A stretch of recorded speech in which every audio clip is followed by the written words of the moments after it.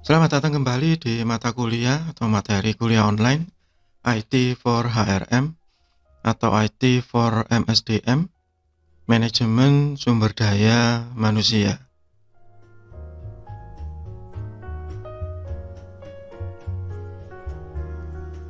Kita masih di bab tentang Securing Information System atau Security bagian kedua. Di bagian pertama kita membahas tentang dasar kenapa kok sistem informasi itu atau sistem di satu tempat itu tidak sempurna dan memiliki kekurangan. Kemudian ada tentang security dan kontrol untuk pencegahan dan memastikan keamanan dalam sebuah sistem informasi. Di bagian kedua ini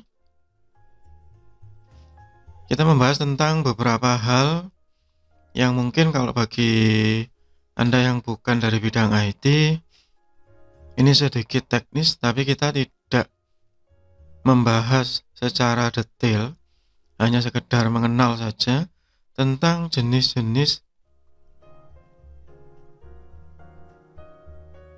pelanggaran atau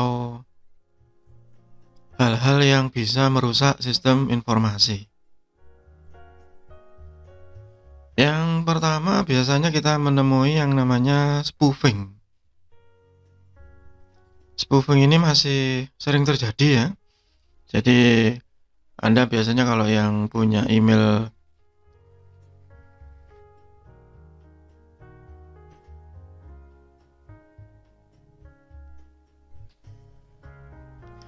dari Google ya, atau Yahoo, Gmail, Yahoo, dan yang lain, kita masih sering menerima spam ya, fake email addresses or masquerading as someone else. Dan sekarang spam itu tambah lama tambah pinter ya. Jadi misalnya terakhir saya menerima ada email dengan nama Microsoft gitu ya, tapi belakangnya .ru ya, .ru ya, dan itu fake email, masquerading, jadi bertopeng gitu ya. Di dalamnya ada misalnya UR, pokoknya seakan-akan kita lupa password begitu ya, redirecting web link to address different from intended one ya. Itu seringkali kita terima ya, sampai sekarang masih ada meskipun sudah masuk ke junk mail, yaitu dinamakan spoofing. Kemudian ada lagi sniffer. Sniffer ini masih banyak ya, terutama di wifi publik. Aplikasinya juga sangat banyak beredar di internet, banyak yang gratis juga. Jadi eavesdropping, nguping ya, kalau kita ada di wifi publik terutama, kita aktifkan satu aplikasi tersebut, kemudian kita bisa mengintip traffic orang lain. Enable hacker to steal property information such as email, company files, etc. Ya, meskipun demikian, sekarang banyak sekali e-banking atau yang lain, itu meskipun kita menggunakan program-program sniffer, kita tidak akan bisa mencuri karena sudah di-encrypt di dalamnya. Begitu juga dengan login ya, meskipun kita sudah berhasil mendapatkan login dan passwordnya, kita sulit sekali untuk melakukan transaksi karena sudah ya, rata-rata sudah dilengkapi dengan OTP atau one time password ya. Kalau ada di beberapa e-banking itu kan ada semacam token gitu ya, dan ada juga yang mengirim password khusus dengan SMS ya. Nah, itu menghindari sniffer ini. Jadi meskipun sudah dicuri, tetap tidak bisa dibuat untuk bertransaksi.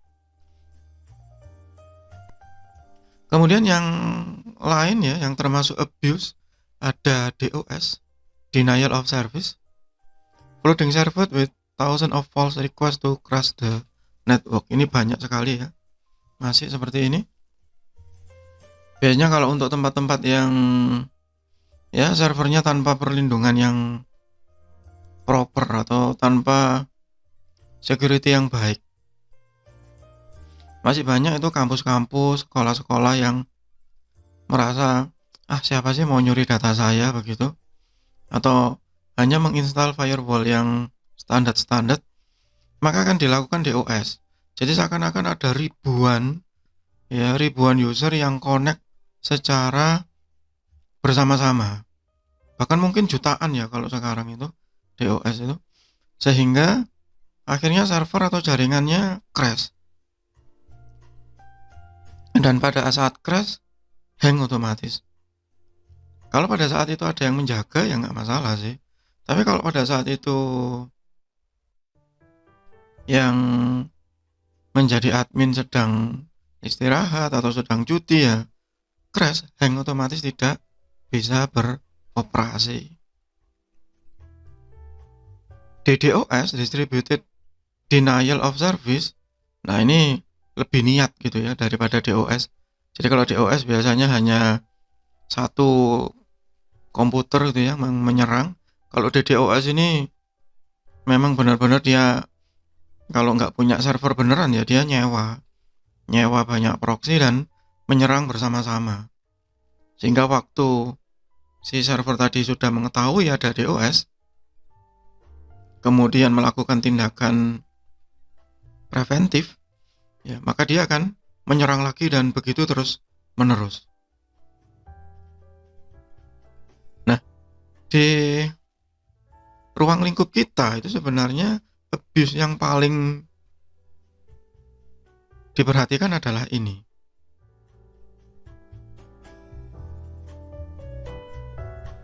yaitu internal threat atau dari employee atau dari pegawai. Dari yang sudah saya sebut sebelumnya dan masih banyak lagi yang lain, itu bisa kita atasi dengan cara-cara teknikal ya.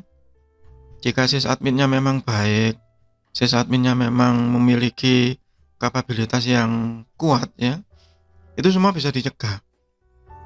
Bukan dihilangkan ya, tapi dicegah, diminimalkan. Tetapi kalau dari dua ini sulit. Karena berhubungan dengan manusia, yaitu internal threat, employee. Ya biasanya karena prosedur yang ya tidak bagus ya.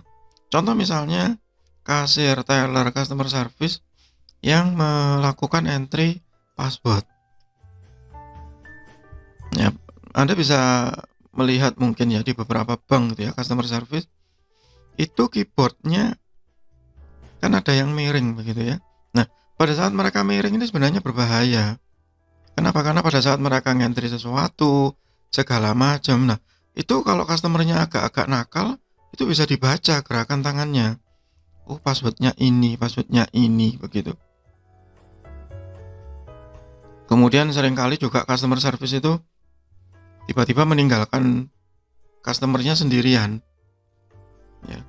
Sebentar Pak, saya copy dulu gitu, KTP-nya atau apanya begitu, terus ditinggal. Nah itu kan berbahaya sekali. Kasir itu kan juga sering begitu, sloppy security prosedur, jadi sembrono. Akhirnya dimanfaatkan oleh orang luar atau orang eksternal atau orang iseng atau memang orang niat.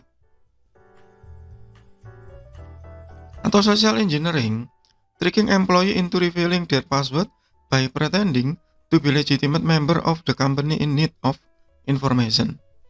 Ya, beberapa tahun yang lalu ada satu kasus yang terblow up di media, bahwa ada satu orang yang mencuri rekening teman satu kamar kosnya, yang kebetulan dia tahu bahwa teman satu kamarnya itu baru saja mendapatkan transfer besar begitu ya dari orang tuanya. Terus dia berpura-pura jadi temennya, mencuri KTP-nya, mencuri segala macam karena dia tahu data temennya. Dia datang ke bank seakan-akan dia kehilangan ATM. Dan hebatnya tertipu begitu.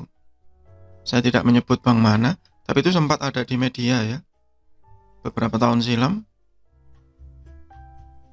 Dan tercuri memang ATM-nya. Dia mendapat ATM baru, mendapat PIN baru. Ya, mungkin ceroboh ya si customer service ini, tidak melihat foto dan yang lain. Tapi itu social engineering. Dan ini yang jauh lebih sulit ya untuk dicegah dibandingkan yang technical, karena berhubungan dengan manusia.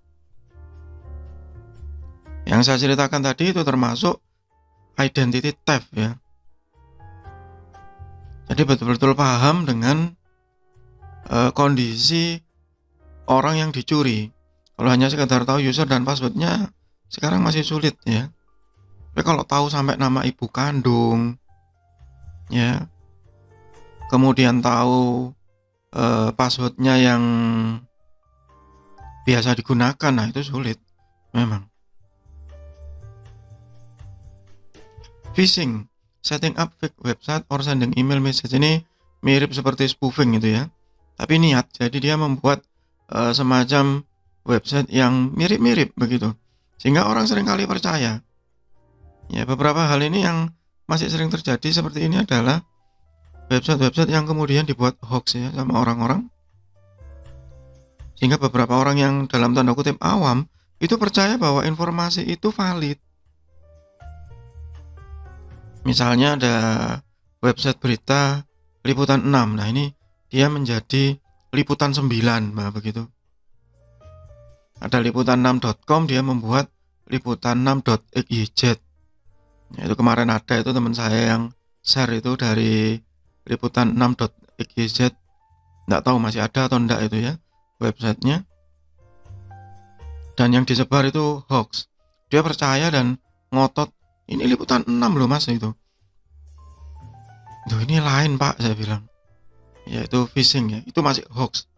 Gimana kalau itu dia meniru situs perbankan?